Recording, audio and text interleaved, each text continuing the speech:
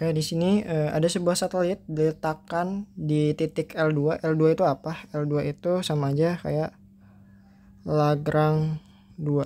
Jadi ada titik Lagrange gitu ya. Nah, namanya ada di sini ada beberapa ya.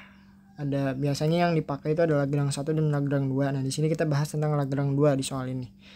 Nah, sehingga konfigurasinya dengan matahari dan bumi menjadi seperti pada gambar. Jadi seperti ini ya gambar ini. Nah, resultan gaya yang diterima satelit menghasilkan lintasan melingkar mengelilingi suatu titik. Jika satelit mengelilingi titik L2 dengan radius 400.000 km, oke. Berapakah kecepatan relatif satelit terhadap titik L2? Gunakan pendekatan dengan asumsi jarak matahari ke bumi jauh lebih besar dibandingkan jarak bumi ke satelit. Oke. Jadi gini. Misal di sini jaraknya apa? Misal dari satelit ke bumi itu misalnya jaraknya X gitu ya. Jarak dari bumi ke matahari misalkan D yaitu 1 AU ya. D misalkan. Nah, dari satelit ke matahari berarti apa? D plus X gitu ya. Nah, di sini kan di soal bilang gunakan pendekatan dengan asumsi jarak matahari ke bumi jauh lebih besar. Berarti D itu jauh lebih besar dari X gitu ya. Maka nanti dari situ kita dapat apa? D plus X ya. Itu bisa kita dekati aproksimasi sebagai D gitu ya. Nah, dari sini di sini kan kayak bentuknya segitiga siku-siku gitu ya. Misalnya aku perpanjang ini segitiga siku-siku gitu ya. Nah, berarti di sini kita punya gaya yang memengaruhi. Berarti ini ada tarikan gaya terhadap arah bumi dan juga tarikan gaya terhadap arah matahari. Jadi kalau misalnya aku tulis, jadi di sini adalah F bumi, gaya akibat bumi, dan di sini adalah gaya akibat matahari, gitu. Nah, gaya yang dihasilkannya yang membuat dia melingkar itu adalah arah gaya sentripetal, yaitu arah ke dalam pusat lingkaran ya. Ini adalah gaya sentripetal. Yang dimana jarak radiusnya sebesar R ya. R itu sebesar 400.000 km. 400.000 km. Nah, seperti itu. Oke, dari sini berarti kita bisa formulasikan ya bahwa kalau misalnya aku gambarin ulang, berarti di sini satelitnya. Ini pusat lingkarannya misalkan di sini ya. Dan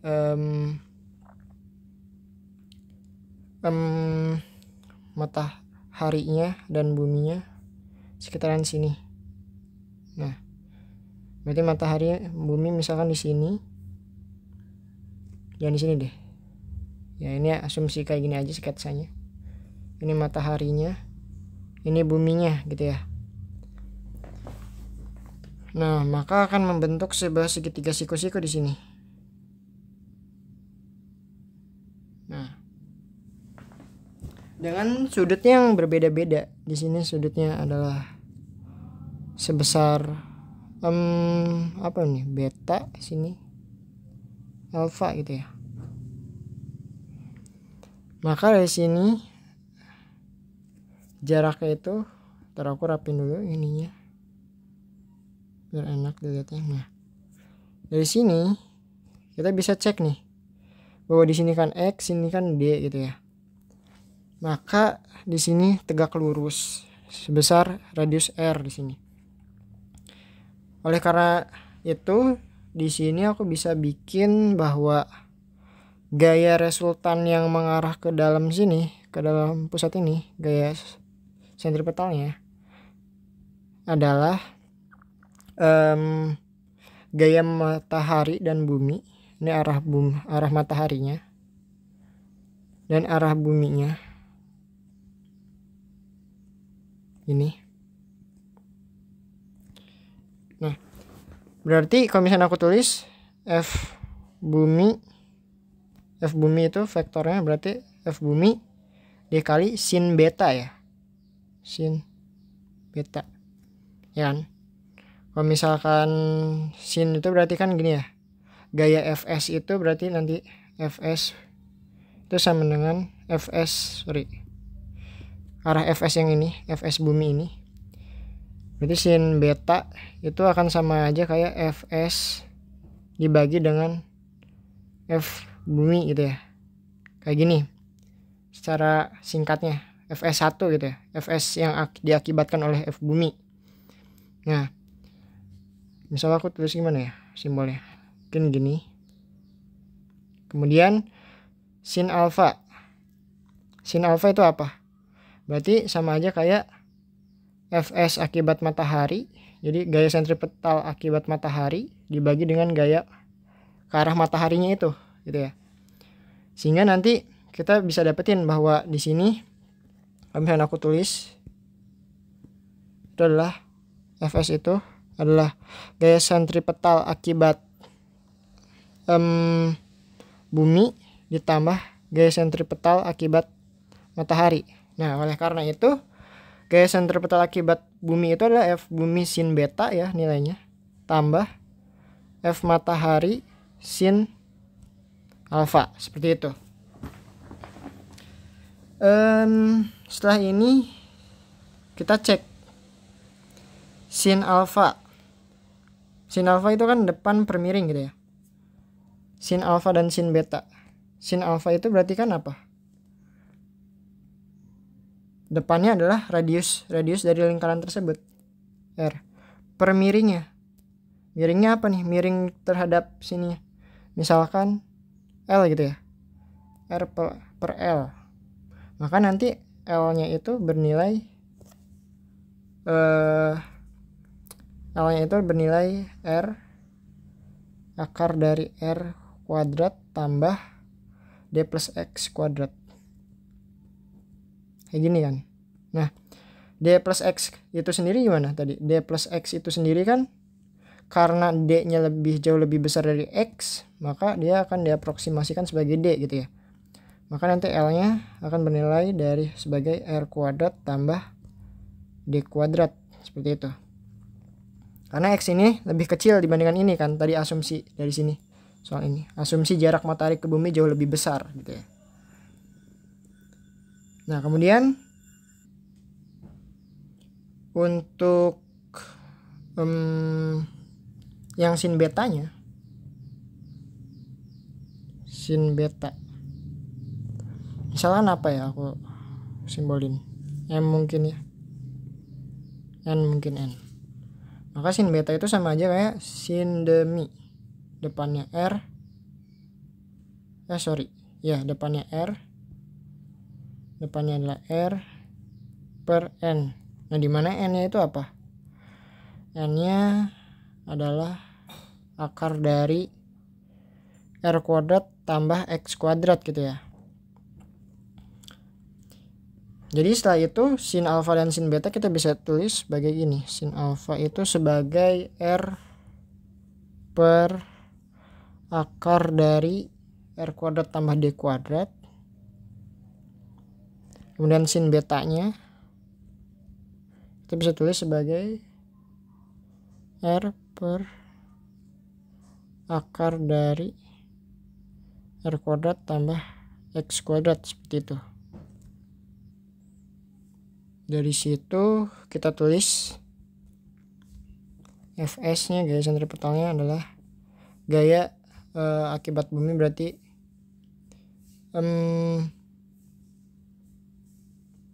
Gm bumi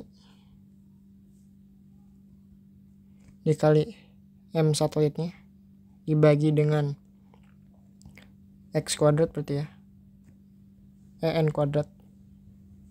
N kuadrat itu berarti kan akar R kuadrat tambah X kuadrat ya kan, dikali dengan sin betanya itu kan nilainya adalah R bagi dengan akar dari R kuadrat tambah X kuadrat. Oke. Setelah itu kita bisa dapetin lagi yang sebelahnya. F matahari itu adalah GM matahari dikali M satelit dibagi dengan, berarti dibagi dengan L ya. L itu sendiri adalah akar R kuadrat tambah D kuadrat ya, dikali dengan sin alfanya. Sin alfanya adalah R kuadrat tambah D kuadrat. Seperti ini. Oh ya, ini nggak usah di kuadrat, ini nggak usah diakarin karena ini kan di kuadrat ya. Nah, seperti ini. Setelah itu di sini ada informasi lagi gak? Gak ada informasi lain ya. Oh, nah dari sini kita bisa cari apa ya? Cari kecepatannya. Di sini aku masih bingung sama x-nya nih. Nanti coba kita otak-atik. Berarti kan dari sini kita tahu ya, kecepatan sentripetal itu adalah mv kuadrat per r. Ya, per r ya. Nah, sama dengan gm bumi kali m per r kuadrat tambah x kuadrat dikali dengan r per akar dari r kuadrat tambah x kuadrat, kayak gini. Terus ditambah dengan gm matahari dikali m satelitnya bagi r kuadrat tambah d kuadrat, kayak gini. Kemudian dikali dengan r per akar r kuadrat tambah d kuadrat gitu ya. Nah, seperti ini. Kemudian dari sini kita bisa coret m-nya ya. Ini bisa kita coret massa satelitnya. Sini berarti udah sampai sini, berarti kita bisa dapetin V relatifnya. V-nya itu berarti GM bumi per R kuadrat tambah X kuadrat dikali dengan R kuadrat dibagi dengan akar R kuadrat tambah X kuadrat, ini ditambah dengan GM matahari dibagi dengan R kuadrat tambah D kuadrat dikali dengan R kuadrat per akar R kuadrat tambah D kuadrat, seperti ini. Dipangkatkan setengah. Oke, sampai sini nilai X nya itu berapa ya? Gak dikasih tahu ya nilai X nya. Gunakan pendekatan dengan asumsi. Sebenarnya ini nilai X nya bisa kita cari dari persamaan titik Lagrange mungkin ya. Jadi kan misalnya aku coba cari dari titik Lagrange, berarti kita bisa pakai persamaan ini, bahwa kita tahu ya bahwa Lagrange 1 itu kan sama dengan Lagrange 2 itu sama dengan massa bumi ya dibagi dengan 3 kali massa matahari dipangkatkan dengan 1/3 dikali dengan jarak bumi matahari.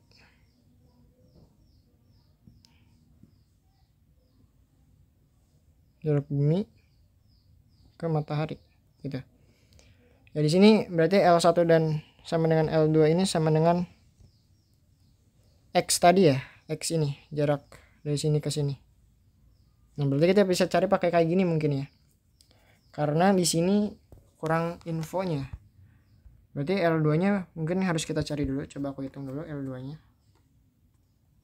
Kita masukin massa bumi itu sendiri kan 5,97 kali 10⁻24 dibagi 3 kali 1,989 kali 10⁻30 dipangkatkan 1/3. Sini aku nggak usah kasih tahu penurunannya ya. Mungkin nanti aku buat sesi tentang mekanika benda langit buat penurunan yang advance-nya. Dikali dengan jarak bumi matahari itu berarti 1,496 kali 10 pangkat. Kita ubah ke dalam meter ya. Sekitar berarti ya X-nya itu atau Lagrange 2-nya itu terhadap bumi ya, ini hitungnya 1496 250 670 meter. Jadi ini tuh 2 3 4 5 6 7 8 9 cukup kecil ya. Jadi si nilai X ini benar bahwa D ini lebih jauh dari X, karena D nya itu sendiri kan 1,496 kali 10 pangkat 11 meter gitu ya. Kalau ini X nya tadi aku hitung kalau nggak salah 1,496 ya, dikali 10 pangkat 9 meter. Nah ini pangkatnya kan ordenya berbeda ya, jadi bisa aja nilai dari sini kalau dijumlahin akan mendekati nilai D nya aja gitu. Kayak masukin ke sini, coba aku masukin ya, ntar aku pause dulu biar cepet. Kalau aku hitung bagian sebelah kanannya, karena ini nggak cukup di kalkulatornya kena limit, berarti 171,694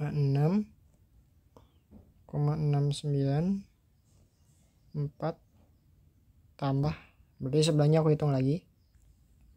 Sebelah kanannya aku dapat yang mataharinya itu 634 2,7333. Nah seperti ini, pangkatin setengah seperti ini.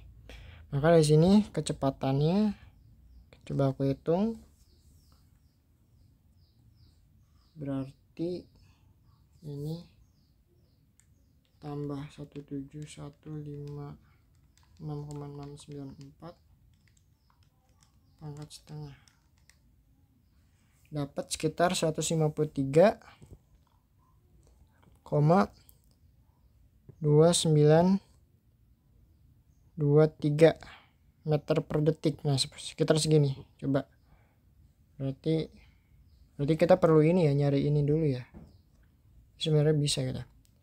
Jadi nilainya sekitar 1953. Berarti dari sini yang paling mendekati itu berarti yang B ya, karena kita menggunakan pendekatan, dan juga mungkin di sini ada banyak konstanta yang berbeda pembulatannya seperti itu. Jadi ya jawabannya yang B ya untuk yang soal ini. Seperti itu cara menjawabnya.